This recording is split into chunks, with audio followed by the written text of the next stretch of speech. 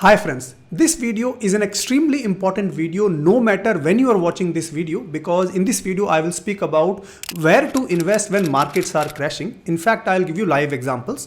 So in the last couple of days, due to election results, markets have been crashing and I made a total investment of 15 lakhs just on Tuesday because of the market crashes. So I've divided this video into three parts. Part number one is market correction. Market correction is not just about Nifty falling down or Sensex falling down. It has broader meanings and I'll show you live examples of that.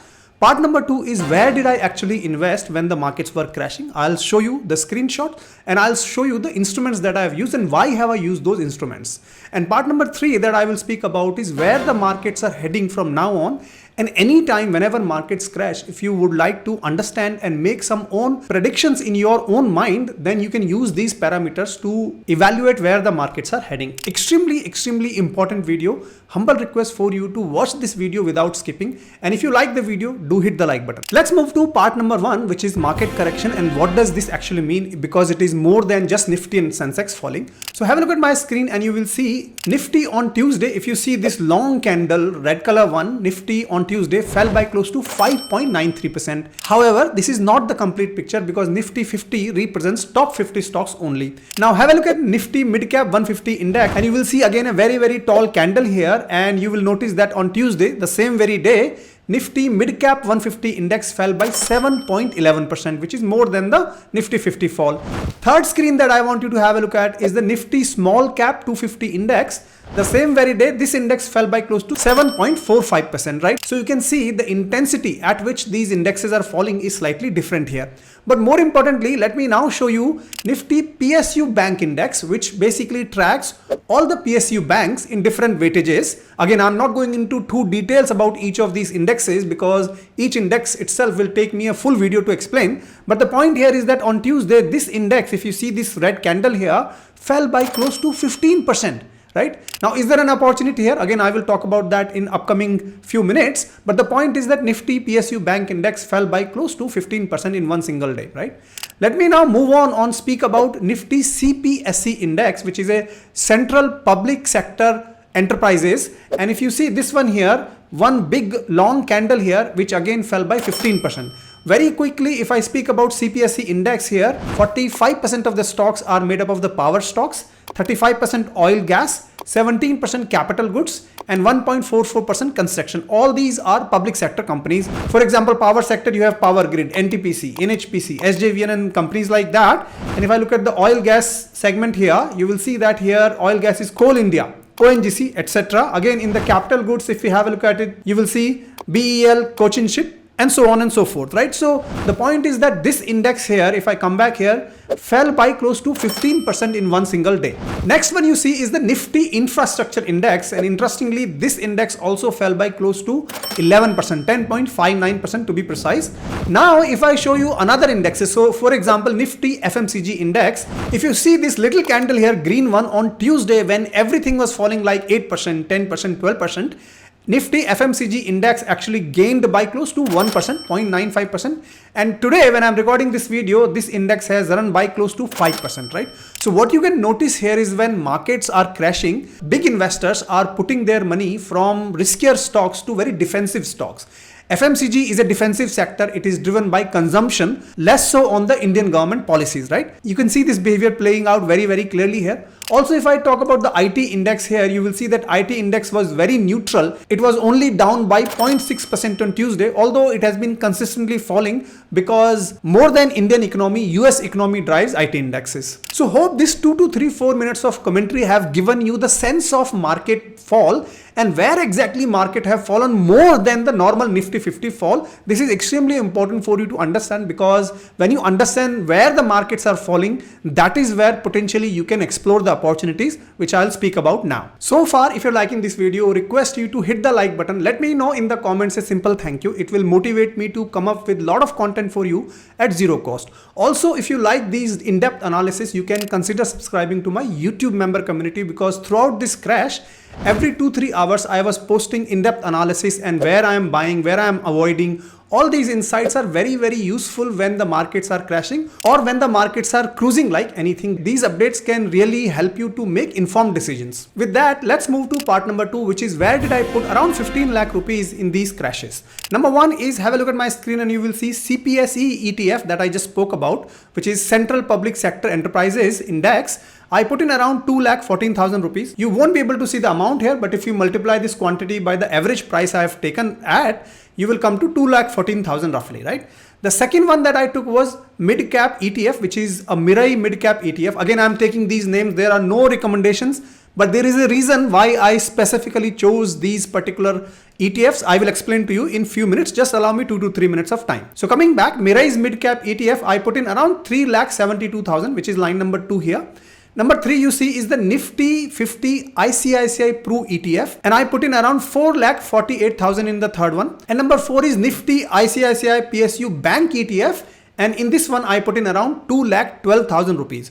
So in total this was around 12,47,000 rupees I put in on Tuesday when the market fell the most. And then on Wednesday, when CPSE ETF was even further down, Nifty PSU Bank was even further down by around 5%, I put in another 1 lakh rupees in both of them, taking my total to around 14,55,000 rupees. Now there is no reason for me to share these numbers with you, but there are practical learnings that I want to share with you. In fact, my investing approach I want to share with you. No practical course will explain to you with these examples, live crash example. So if you're liking this analysis, hit the like button. So first critical point about this investment you will notice is that I have taken all the investments into ETFs. And I've been saying it time and again that ETFs are your best friend when it comes to market crash. So for example, Tuesday, PSU Bank Index was down by 15%. CPSE Index was down by 15%. I needed to buy it then and there when 15% fall was there. And if I go for a mutual fund route, then what happens is it takes at least 2 to 3 days for me to get the units allocated. And by the time, market might very well go back up to whatever level, right? So in order for me to lock my buying price, ETFs provide you that option because they are being traded live on the exchanges. So that is point number 1, that whenever market crashes happen, you can consider ETFs as one of the good ways. That's what I have done here. Practically, I have shown it to you. Point number 2 you will notice here is that I have gone with very, very specific ETFs. For example, I haven't gone with Nifty Bs, right, which is very popular when it comes to Nifty 50 as a ETF. I've gone ahead with ICICI Pru. Why? Again, I'm taking the names. These are not recommendations by all means, but I want to show you. Have a look at this screen. You will see Nifty Bs at the time of me buying it was down by 2.97%, while Nifty ICICI ETF, you see this one here, was down by 6.13%. So each ETF that is tracking the same index might be down or up by different percentages, and whichever one is giving you the most downfall and at the same time shows high liquidity, and this is the homework you need to do, is what you need to buy. So for example, here Nifty ICICI ETF was down by 6.13% and Nifty Bs were only down by 3%.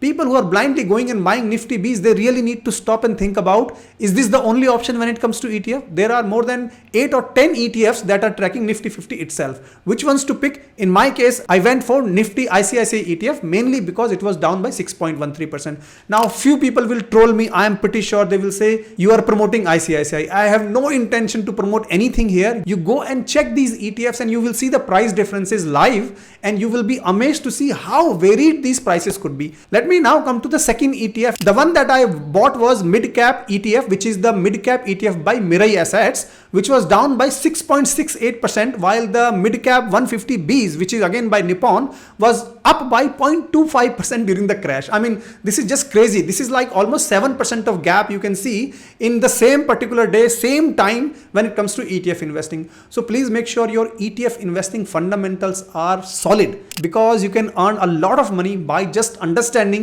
these nuances, and no paid courses people are charging like 10,000, 20,000 rupees is going to teach you. And if you're liking this analysis, again request you to hit the like button so that these types of videos go out to a lot of people who use ETFs as a investing tool. Third critical point you will see from this investing is that I have gone very diversified here. I haven't gone very narrow down to put, I don't know, 10 lakh rupees in Nifty 50 ETF. I haven't done that. I've gone to Nifty 50 ETF, then I've gone to Nifty mid cap ETF, then I've gone to PSU banks, and I've gone to CPSE. So there's a broad coverage that I've done. Again, this is aligned with my portfolio. Of course, your portfolio might be entirely different. So really need to think about when market is crashing. Don't go for just one opportunity. Try and diversify your money. Fourth and final point I'll say on my investing is in this crash was that on Tuesday, I put in 12 lakh rupees, 12.5 lakh rupees. But then on Wednesday, when markets were again falling, I put in another 2 lakh rupees. You don't put all your money in one go. You look at how the market is moving and accordingly take your bets. And in the next few days, again, if market is under pressure, I am sitting on some cash and I would evaluate at that time and take my positions accordingly. So this was part 2 of this video, which is around where did I put my money? Why did I use ETFs? Which ETFs I chose? And a lot around investing when it comes to crashes. Let's move to part number 3, which is where the markets are heading from here on now. And also, whenever you want to make this assessment, you can do it yourself. This is what I really want to talk about. So in my view, markets can go up from here, markets can go sideways, and markets can come down as well. Wow, that was really diplomatic, Rahul, that you've given us all 3 scenarios. That is very, very political. My point was that I cannot be 100% certain to say that the markets are going to rally from here on, or the markets will in fact fall, or markets will move sideways. In fact, nobody can do that to you. And if any person who is able to claim this with 100% confidence, send them to me. I would like to give them some money and ask them that, hey, can you invest on my behalf? I'll give you 10% of my profits. And if you make any losses, it's all yours. I'm pretty sure nobody's going to take that bet, right? Again, coming back to the point here that how do we analyze this? I use a simple Nifty PE ratio analysis that I do time and time again whenever I'm investing in Nifty. Have a look at my screen and you will see the last 2 years of Nifty PE chart as well as Nifty movement. So pink line is the Nifty PE ratio, how the Nifty PE ratio has moved in last 2 years. The green line that you see is the actual Nifty index value itself, right? One point you will notice here very quickly is that there are 2 big rallies here, right? So for example, from here almost April 2023 onwards, when the Nifty was at around 17,000 level, it went back up to almost like 20,000 level, almost 3,000 points gain, which is quite handsome in my view. The second rally that you will see is from here almost when the Nifty was as 18,085 level, and then it went back to almost like 22,000 level, right? Now, if you study these 2 rallies, what you will notice here is that in the both rallies, Nifty PE ratio was at lowest and was at around 20. So you see Nifty PE was 19.97, slightly lower than 20. And in my view, whenever Nifty PE ratio is slightly lower than 20 or lower than 20, I myself consider markets as undervalued. Now, this is not a industry definition. This is not a standard definition. This is definition that I personally use. And if the Nifty PE ratio is between 20 to 25, people say that markets are fairly valued. And if the Nifty PE ratio is greater than 25, then people say that Nifty 50 is overvalued and you should avoid buying it at that time. Now, coming back, when Nifty PE was down to 20, all of a sudden we saw the rally in the market and it went up to almost like 22, still in a good range to buy. Some correction happened there, and then again you see here when the Nifty was almost 20.40, again another rally broke out and it went back to almost like Nifty PE was almost here 23.59. So in my view, whenever this happens, there is an opportunity to buy. Again, it's not a stock recommendation, not an index recommendation, but this is what data is telling me in the last 2 years. Natural question may be, Rahul, why have you not gone 10 years back? Look, 10 years back conditions are not prevalent now. How the economy is growing right now is not how Indian economy was growing 10 years ago. So I really don't want to compare 10 years, 20 years data. I'm happy with 2 years data. You might go with 3 years data, for example, or 5 years data. It is up to you to decide your sample data. For me, 2 years data gives me good confidence to take my positions. Coming back to right now, what is happening? Right now, if you look at is PE is fallen down to 20.81 because of the big market crash we saw on Tuesday, right? Again, from here on, markets could rally, market could move sideways because there are a lot of other factors that we need to consider. For example, budget is going to come in the next few days. So what the policies are going to be during the budgets will decide the market movement. Second is RBI repo rate cuts that are also on the horizons. We don't know what is going to happen with that. Number 3, US elections are also around the corner and we don't know what the results are likely to be, what the sentiments are likely to be. And US stock market definitely have some impact on Indian markets as well. So there is a lot on play right now. But if I ask you from a long-term investing perspective, if PE is running, Nifty PE is running at 20.81, would you like to invest? My answer was absolutely yes. invest, and that is why I took some of these calls that I took, and I shared with you transparently my logic that I've used here. Now this is about the broader Nifty index that I spoke about. Now coming to the specific individual stocks, I don't have time to talk about specific individual stocks in this video, but in the next few days I'll create a lot of videos around specific stocks, what their fundamental strengths are. So if you have not yet subscribed to the channel, please consider subscribing to it now.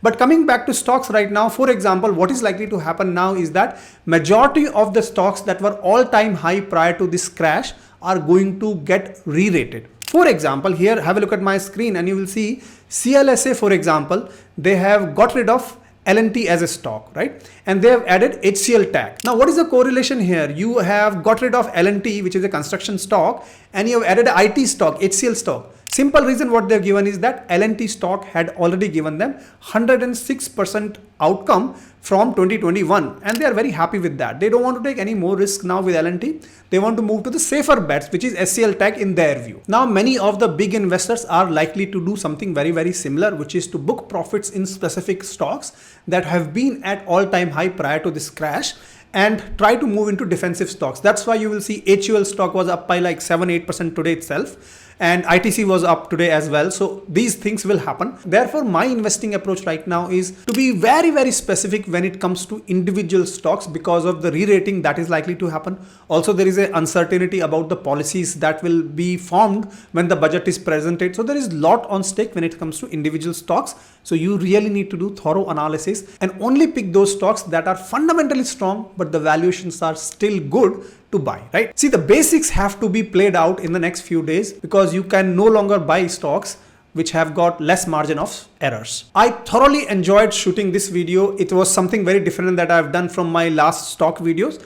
And if you like this video, let me know in the comments that you did like this video. I will continue to build such videos as well time to time and give you a lot of confidence, because in long term, in my view, markets will continue to go up. Don't be a trader in my view, because I'm not a trader, so I don't know how the trading goes. For me, I'm an investor. I continue to invest my money for longer term view, 5, 10, 15 years view. As you know, one of my financial goal is to be financially free by 2030, and that's where many of my investments are geared towards. I hope you enjoyed this video. If you did, let me know in the comments a simple thank you, and I'll look forward to see you in my next video. Until then, keep rocking.